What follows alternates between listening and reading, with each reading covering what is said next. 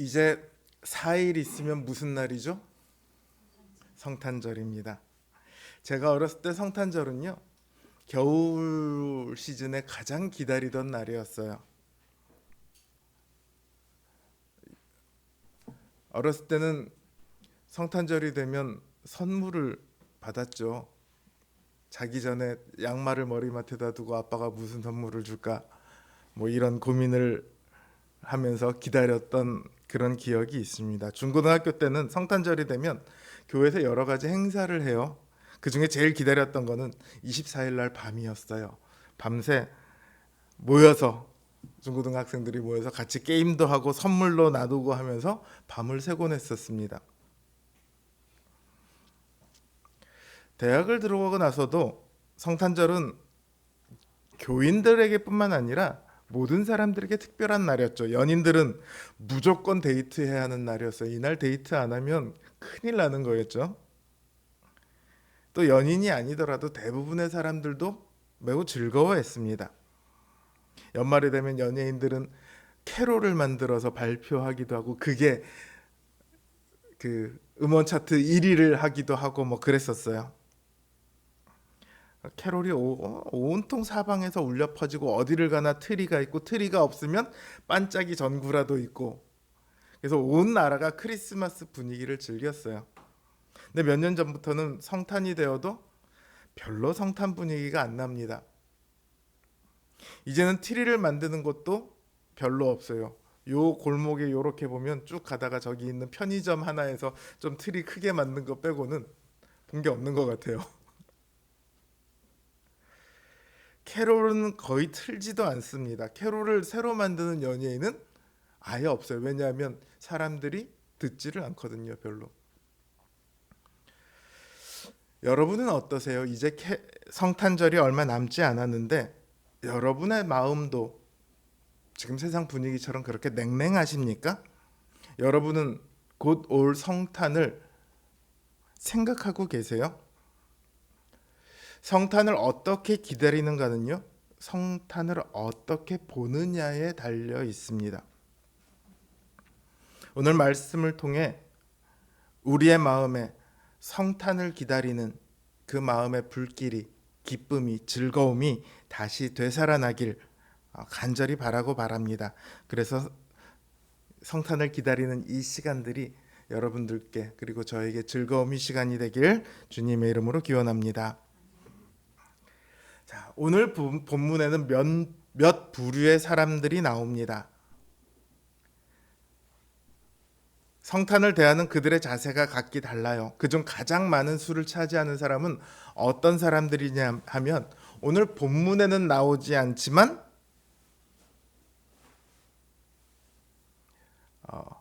성탄을 알지 못하는 사람들이에요. 오늘 본문에 나오는 사람들은 어찌됐건 성탄을 대하는 자세가 다 다르건 어쨌건 간에 예수님께서 태어나신 걸 아는 사람들만 나옵니다. 성탄을 알지 못하는 사람들의 이야기는 나오지 않아요. 뒤집어서 말하면 오늘 본문에 나오는 사람들만 예수님의 탄생을 알고 있어요.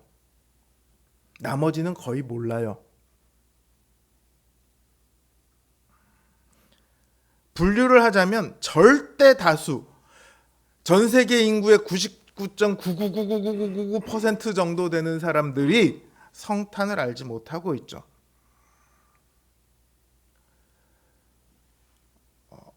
조금 범위를 좁혀보면 이스라엘만으로 좁혀볼까요? 유대인들은 성탄을 기다리며 살던 사람들이에요. 자신들을 구원할 메시아, 즉 그리스도가 태어나기만을 기다리며 살고 있습니다.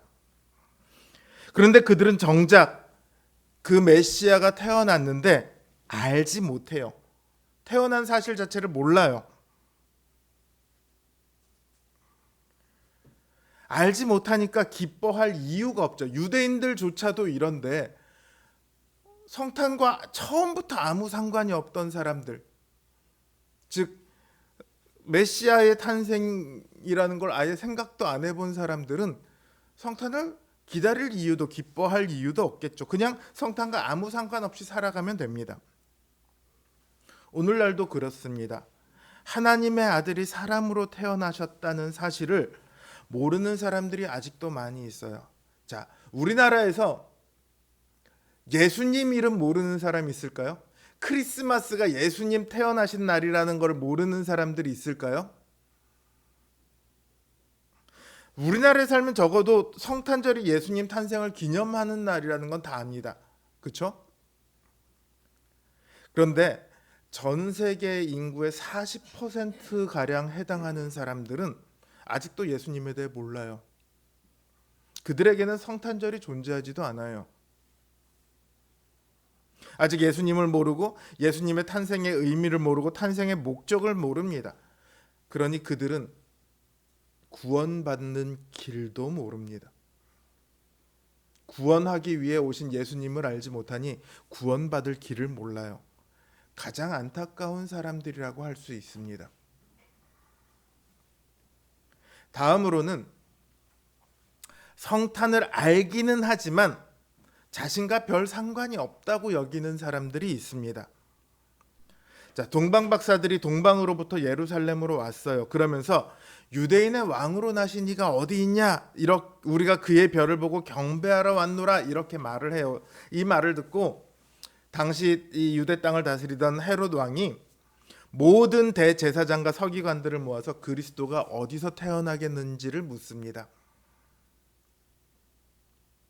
그러자 이들이 성경을 잘 알고 있잖아요. 어디서 예수님께서 태어나실지를 알아요. 예수님께서 태어나시기 700년 전에 이미 미가 선지자가 예언을 했었거든요. 그래서 그 말씀을 들어 말합니다. 오늘 여기 미가서 5장 2절 한결씨 미가서 5장 2절 이렇게 기록하고 있습니다. 베들레헴 에브라다야 너는 유다 족속 중에 작을지라도 이스라엘을 다스릴 자가 내게서 내게로 나올 것이라. 어디서 태어난다고요? 베들레헴에서. 작은 동네예요. 베들레헴에서 태어날 것이라고 예언했고 이들은 그 예언을 알고 있습니다. 자, 그래서 이들은 그리스도가 베들레헴에서 태어날 겁니다. 이렇게 헤롯에게 대답을 해요. 근데 굉장히 아이러니합니다. 왜냐하면 이들은 유대인의 왕이 베들레헴에서 태어날 걸 알고 있어요. 그리고 동방 박사들은 그 왕이 태어났다는 걸 별을 보고 알고 헤롯을 찾아왔어요. 자, 왕이 베들레헴에서 태어났습니다. 이들은 어떻게 해야 되죠? 당장 그 왕에게 가야죠. 그런데 이들은 아무런 반응도 보이지 않습니다. 유대인들의 종교적 가장 최고의 지도자라고 할 수 있는 대제사장이 그리고 그들의 말이 받들어 온 말씀을 가장 지키는 최선봉에 서 있는 서기관들이 아무런 반응도 안 보여. 심지어 헤롯조차도요. 비록 거짓말이긴 하지만 왕이 어디 있는지 나에게 알려달라. 그럼 내가 경배하러 가겠다. 이렇게 말을 할 정도입니다. 그런데 유대인의 대표라고 할 수 있는 이 사람들은 어떠한 움직임도 보이지 않습니다. 그 이후에 예수님을 찾아갔다라는 기록도 없어요. 그건 이 사람들이 성탄을 기다리던 사람들이 아니다. 이걸 말해주는 거예요. 그들은 성경의 지식을 알고 있어요. 예언을 알고 있어요. 메시아 곧 그리스도가 태어날 것이라는 것을 알고 있습니다. 그 메시아가 와서 자신들을 구원해 주시고 자신들 그 이스라엘을 다시 회복시켜서 온 세상의 가장 중심에 세우실 것이다. 그리고 그 이스라엘을 중심으로 온 땅의 모든 족속들이 다 구원을 받을 것이다. 이걸 알고 있어요. 그런데 동방 박사들이 와서 그 메시아가 태어나셨다고 말하고 있음에도 그들은 전혀 움직이지 않습니다. 왜냐하면 이들은 지식만 갖고 있을 뿐 믿음을 갖고 있지 않기 때문입니다. 여러분, 지식은 지식일 뿐이에요. 믿음과 지식은 결코 같지 않습니다. 이들은 유대인으로 태어나서 유대인의 가르침을 받고 자랐고 유대인들의 가장 큰 지도자가 되었지만 정작 유대인들을 구원하기 위해 오신 예수님도 또 그 예수님을 보내신 하나님도 믿지 않고 있는 거예요. 이 사람들처럼요, 오늘날도 많은 사람들이 예수님께서 태어나신 것을 알고 있습니다. 그리고 그 중에 대부분 많은 사람들은요, 특히 우리나라에 사는 사람들은요, 예수님께서 우리를 구원하기 위해 오셨다는 사실을 알고 있어요. 오죽 많이 들어봤겠습니까? 알고 있어요. 그러나 그들은 알고 있지만 예수님의 탄생과 아무런 상관없이 살아갑니다. 예수님께서 오셔서 무슨 일을 하셨는지, 예수님이 십자가에서 죽으셨 때까지 알고 있습니다. 그러나 그 일들과 아무런 상관이 없게 살아갑니다. 예수님께서 행하신 구원과 아무 상관없이 이 땅을 살아가요. 예수님을 알지만, 그 구원을 알지만 기뻐하지 않는 사람들인 거죠. 저는 신자라고 불리는 분들 중에도 이런 분들이 있을 수 있다고 생각을 합니다. 성경은 아는 것에서 믿음이 시작된다고 말하기는 하지만 아는 것만 가지고 믿음이라고 말하지는 않습니다. 아는 게 중요한 것이 아니라 그 아는 것을 전적으로 믿고 그대로 행하는 것이 중요한 거죠. 그런 점에서 예수님의 탄생을 알지만 상관없이 살아간다면 그 사람은 믿음이 없는 사람일 뿐입니다. 구원과 상관없는 사람일 뿐이에요. 다음 사람은 성탄을 적대하는 사람입니다. 성탄 소식에 가장 놀란 사람은 아마도 헤롯일 거예요. 헤로드 왕은 당시 로마로부터 이스라엘 지방을 다스리는 통치자로 임명된 사람입니다. 그러나 이 사람이 유대인은 아니에요.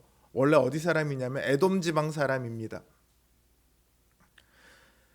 에돔 사람으로 이스라엘을 통치하고 있어요. 에돔과 이스라엘의 관계가 별로 좋지 않거든요. 근데 이 나라를 통치해요. 쉽게 얘기하면 일제시대 때 우리나라 총독부를 생각하면 돼요. 일본인이 와서 우리나라를 통치하고 있습니다. 우리나라 사람들이 그 말을 잘 듣겠습니까? 진심으로 그들을 존경하고 그 통치를 따르겠습니까? 그러지 않죠. 끊임없이 독립투쟁을 했죠. 이들도 마찬가지였어요. 그러니까 헤롯은 한편으로는 유대인의 환심을 사기 위해서 어마어마하게 큰 성전을 지어줍니다. 예수님 시대에 그 성경에 나오는 성전이 바로 그 성전이에요. 36년 동안 지은 성전이에요. 다른 한편으로는 혹시라도 유대인들이 반란을 일으킬까 해서 늘 두려워합니다. 불안해해요. 그런데 이제 이스라엘의 왕이 태어났대요. 자기가 이스라엘을 다스리는 왕으로 임명받았는데 이스라엘의 왕이 태어났대요. 무슨 일이 일어날까요? 유대인들이 그 왕을 중심으로 움직여서 자신을 대적하겠죠. 그러니까 헤롯은 그 왕이 어디서 태어났는지 알고자 합니다. 말로 하기는 나도 그에게 가서 경배하기 위함이다 이렇게 말하지만 실제로는 그 왕을 죽이기 위해서였어요. 그는 유대인의 왕으로 태어난 예수님이 자신의 권력의 장애가 될 것으로 생각하자 동방박사들이 어디서 태어났는지 말을 안 해주고 그냥 홀라당 가버렸거든요. 그러니까 베들레헴 지역에 태어난 모든 아기들을 다 죽이도록 합니다. 후환을 아예 안 남기려는 거죠. 이처럼 헤롯은요, 자신의 이익을 위해서라면 얼마든지 하나님을 대적할 수 있는 사람입니다. 겉으로는 하나님께 경배하는 척하지만 하나님을 믿는 것이 자신의 이익의 걸림돌이 된다면 얼마든지 하나님을 버리고 하나님을 적대할 수 있는 사람이에요. 그냥 하나님을 적대하는 사람 이렇게 얘기하면 어떻게 그런 사람이 있을 수 있어 싶은 생각이 먼저 들겠지만 자신의 이익을 위해서라면 하나님을 배신하고 하나님을 대적할 수 있는 사람, 이러면 여러분 수긍이 가지 않나요? 여러분들 살아오시면서 그런 분들을 혹시나 보지 않으셨습니까? 오늘날에도요, 성탄을 적대시하는 사람들이 있습니다. 그들은요, 의외로 불신자 그룹에 있지 않아요. 그들은 불신자 그룹은 아예 성탄을 모르거나 상관없이 살아가니까 적대시하지 않습니다. 이들은 교회 안에 있거나 혹은 교회 가까이에 있는 사람들이에요. 그들은 교회가 자신들의 이익에 도움이 된다고 생각해서 교회 근처에 있습니다. 그러다가 교회가 자신들에게 도움이 되지 않는다고 생각하면 얼마든지 교회를 대적할 수 있는 사람들이에요. 교회를 무너뜨리는 데 가장 큰 일조를 하는 사람들은요, 교회에 열심히 있는 사람들입니다. 교회에 열심히 있던 사람들이 한순간에 어떤 이유로든 마음이 뒤집히면 그 열심만큼 오히려 그 이상으로 열렬히 교회를 대적합니다. 그래서 교회를 무너뜨려요. 큰 교회들이 깨지는 건요, 일반 성도들 때문에 깨지는 경우가 한 번도 없습니다. 목사와 장로, 장로와 장로, 장로와 집사, 장로와 권사, 이런 소위 말하는 직분자들 때문에 교회가 깨지지 평신도들 때문에 교회가 깨지는 적은 없어요. 자신의 이익을 위해서 교회를 대적할 수 있는 사람들이 오늘 교회 안에도 있다는 것, 우리는 생각해 봐야 하죠. 다음으로는 성탄을 기뻐하는 사람입니다. 오늘 본문에서 예수님의 탄생을 기뻐하는 유일한 부류는 동방박사들입니다. 따지고 보면 굉장히 아이러니한 일이에요. 이스라엘의 왕이 나셨는데 이스라엘 사람들은 가만히 있습니다. 기뻐하지도 않고 경배하지도 않습니다. 오히려 이방에서 온 동방의 박사들만이 그 왕을 경배하기 위해 나섭니다.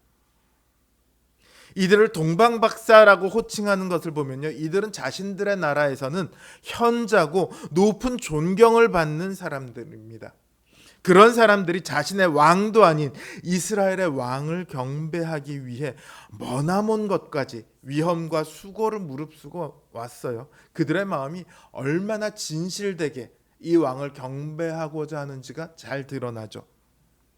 그럼 왜 동방박사들은 그 멀리서부터 자신들과 상관없어 보이는 유대인의 왕을, 이스라엘의 왕을 경배하기 위해서 왔을까요? 민수기 24장 17절을 보면 한 예언이 있습니다. 함께 읽어볼까요? 시작.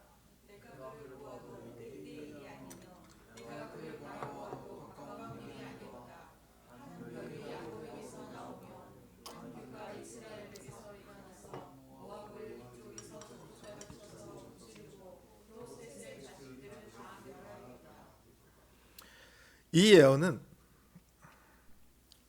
발락이 발람이라는 선지자를 시켜서 이스라엘을 저주하게 했을 때 그 발람이 와서는 나는 이들을 저주할 수 없다. 하나님이 이들을 저주하지 않는데 내가 어떻게 저주할 수 있냐. 그러고는 이 예언을 남겨놓았습니다. 발람이 어디 사람이냐 하면 동방 사람이에요. 유프라테스 강, 요 바빌론이라고 되어 있는 지역에 있던 사람들이에요. 그들 중에서는 엄청나게 유명했고 존경받는 선지자였고 예언자였습니다. 이 발람에 의해서 그 예언이 전해졌어요. 동방 박사들은 그 가르침을 받은 후예들인 거죠. 이들은 한 왕이 이스라엘에서 나오게 되면 모두가 그에 복종하게 될 것임을 예언했고요. 그에게 복종하지 않는 자에게 심판이 임하리라는 것을 예언을 알고 있었어요. 그들은 이제 왕의 탄생을 알았습니다. 두려움과 공경심 가운데 왕을 경배하러 옵니다. 이들은 어떠한 이익을 따라서 온 것이 아니에요. 지식의 욕구를 따라서 온 것도 아닙니다. 사람들의 존경이나 칭찬을 받기 위해 온 것도 아니에요. 오직 하나님의 예언을 따라, 그리고 별의 인도하심을 따라 이곳까지 가장 가까운 길로 쳐야지 저게 1000km입니다. 그 길은 험해요. 그래서 좀 평탄한 길로 오려고 하면 1500km가 넘게 돌아서 와야 됩니다.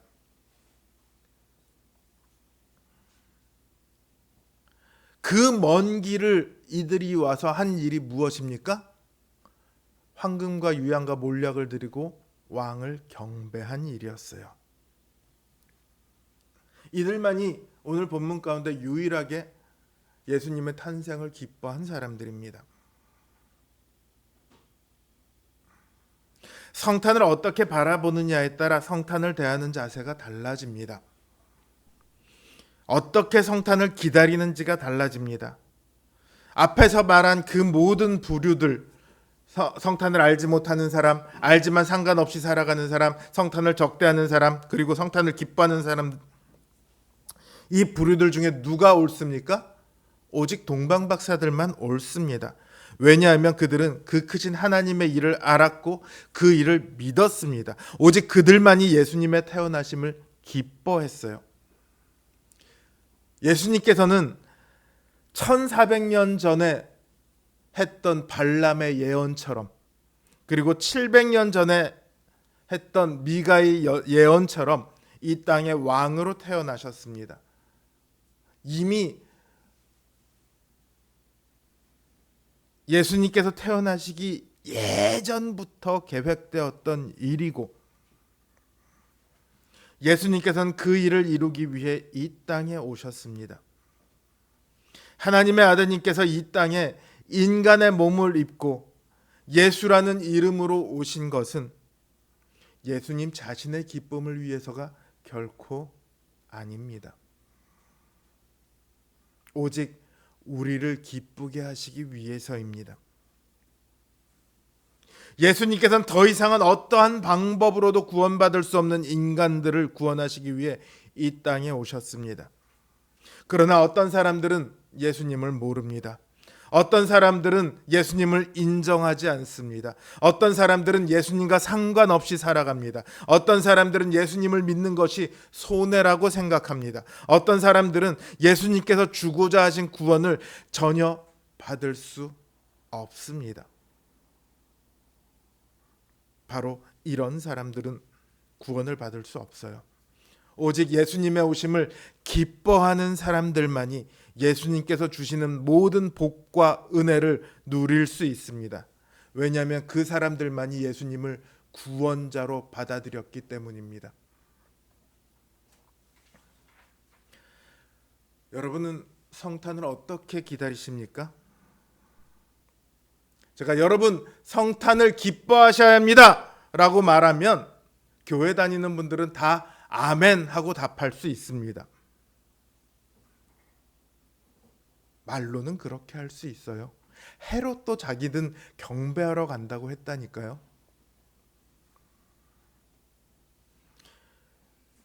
우리들의 마음속에 물어보아야 합니다. 나는 정말 예수님의 오심을 기뻐하고 있을까? 성탄이 나에게는 정말 큰 기쁨일까? 나는 동방박사들처럼 예수님을 기뻐하며 경배하고 있는가? 스스로에게 물으셔야 합니다. 그리고 그 답을 들어야 합니다. 정답은 이미 정해져 있어요. 이 정답은 명백합니다. 이제 내 답을 알아야지 내가 맞았는가 틀렸는가를 알 수 있겠죠. 그러니까 나에게 물어봐야 합니다. 나는 과연 어떤 사람처럼 예수님을 기다리고 있는가? 나는 모르는 사람처럼 성탄을 맞이하고 있는가? 상관없는 사람처럼 예수님을 맞이하고 있는가? 내 이익을 되면 얼마든지 받아들일 수 있지만 내 이익에 나에게 손해가 되면 언제든지 버릴 준비를 하고 있는가?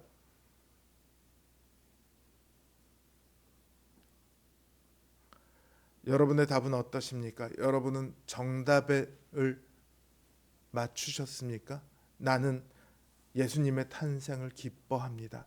나는 동방박사들이 그랬던 것처럼 그분의 탄생을 나의 전 삶을 다하여 기뻐하며 경배합니다. 그렇게 답하고 계십니까? 여기 계신 우리 모든 성도님들의 답이 다 정답이기를 바랍니다. 한 분도 빠짐없이 우리를 위해 이 땅에 오신 그 하나님의 아들 예수님을 우리의 구주로, 우리의 왕으로 믿고 고백하고 기뻐하시기를 바랍니다. 그러면 하나님께서도 여러분을 기뻐하실 것입니다. 이제 성탄절이 4일 남았습니다. 이 4일이 기쁨의 시간이 되시길 바랍니다. 우리 어렸을 때 소풍 간다고 그러면 며칠 전부터 설레고 그랬었잖아요. 방학이 다가올 때가 되면 일주일 전부터 막 즐거워했었잖아요.